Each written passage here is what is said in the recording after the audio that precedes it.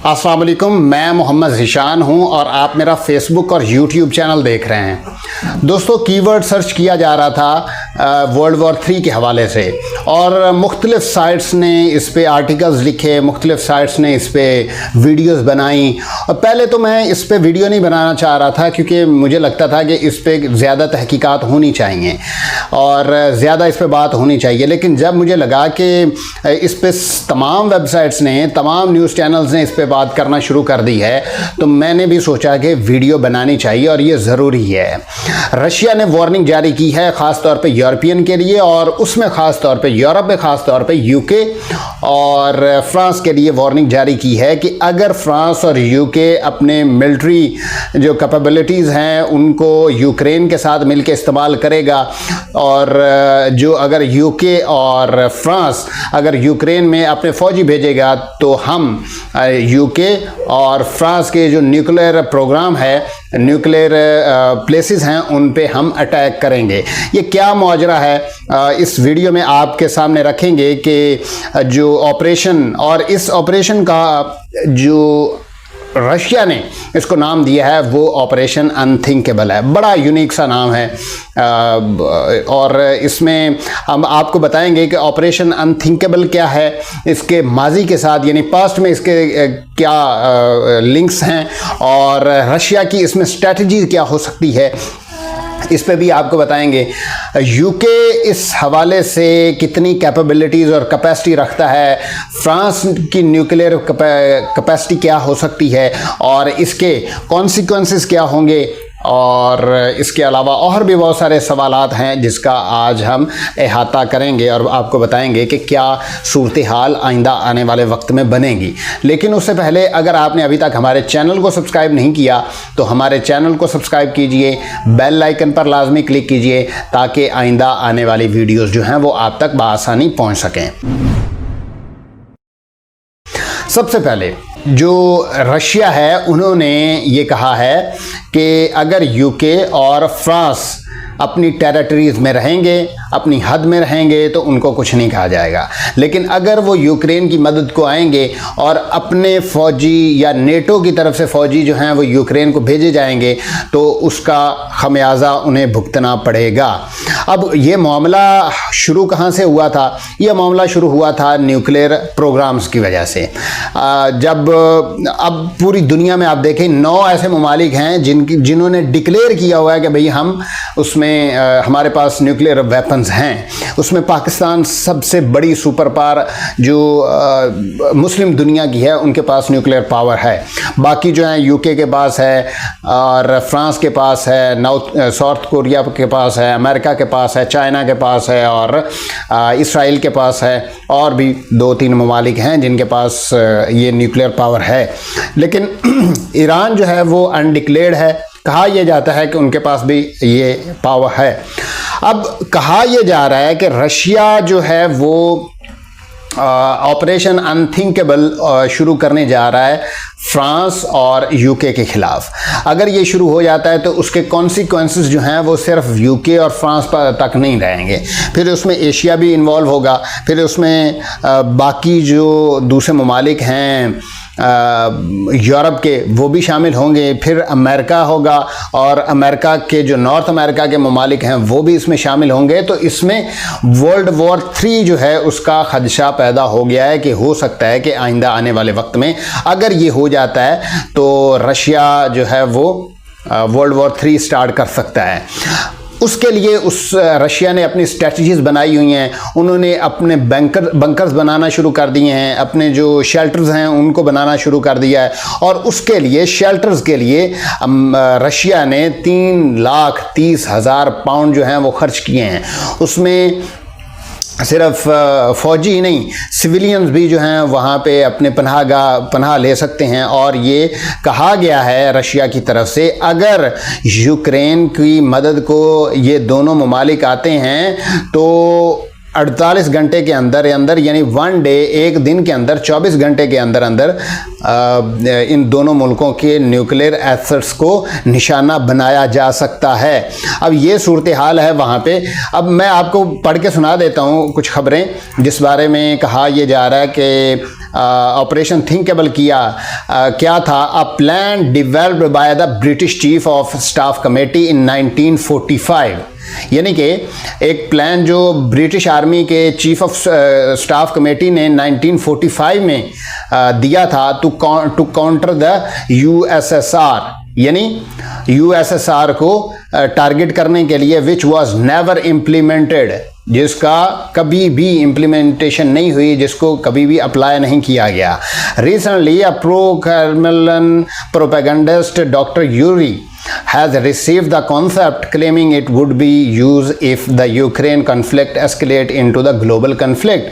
अगर यूक्रेन की मदद को कोई आता है तो फिर ये एक मुल्क का मामला नहीं रह जाएगा, ये फिर ग्लोबल कॉन्फ्लिक्ट हो जाएगा, यानी कि ये वर्ल्ड वॉर 3 की तरफ जाएगा। इसमें सारे ममालिक शामिल होंगे, उसमें ना कोई यूरोपियन रहेगा, यहाँ ना कोई नॉर्थ अमेरिकन रहेगा, ना कोई एशियन या साउथ एशियन रहेगा, ना कोई दूसरा मुल्क रहेगा। इसमें जो रशियन स्ट्रेटजी है उस हवाले से ये कहा गया है कि according to doctor Brachik, Russia would target the nuclear submarines and warheads of British and France.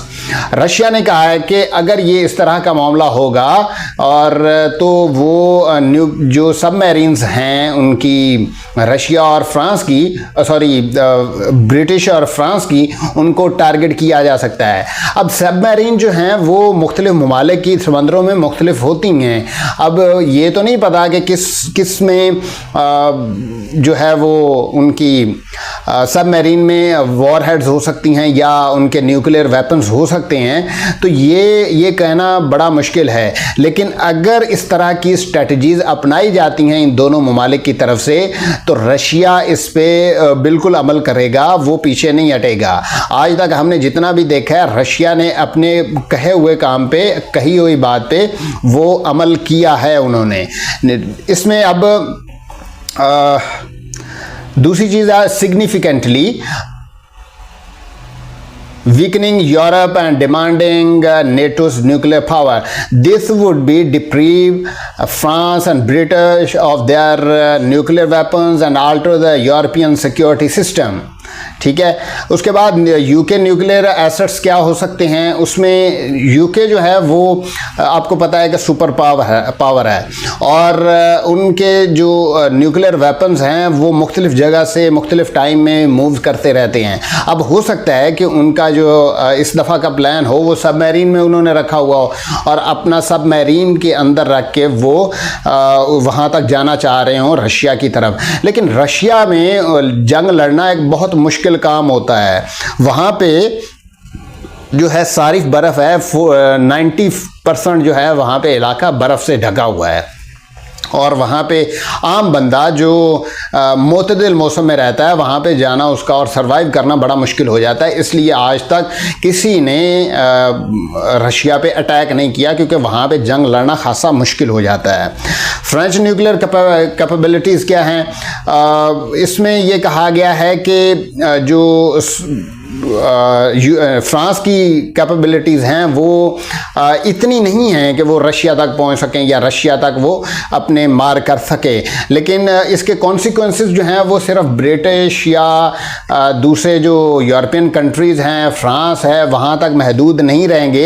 इसका फिर दूसरे ममालिक भी इसमें कूद पड़ेंगे और सब ने इसको मिलजुल कर इसका हल निकालना है। यहाँ पे फिर नेटो भी होगा, यहाँ पे फिर यूएसए भी होगा, यहाँ पे फिर दूसरे जो वॉर टैक्टिक्स हैं वो भी इस्तेमाल किए जाएंगे।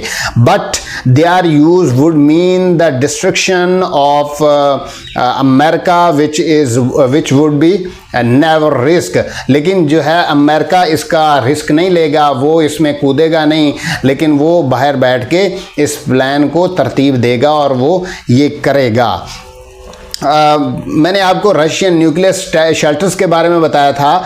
रशिया जो है वो 3,30,000 पाउंड को लगाकर बंकर्स बना रहा है, शेल्टर बना रहा है, जिसमें रशियन आर्मी जो है वो पनाह लेगी और इसके अलावा जो सिविलियंस हैं उनको भी पनाह दी जाएगी अगर ये मामला होता है। और इसमें 2 शहरों को टारगेट किया गया है कि 2 शहरों में ये शेल्टर्स बनाए जाएंगे।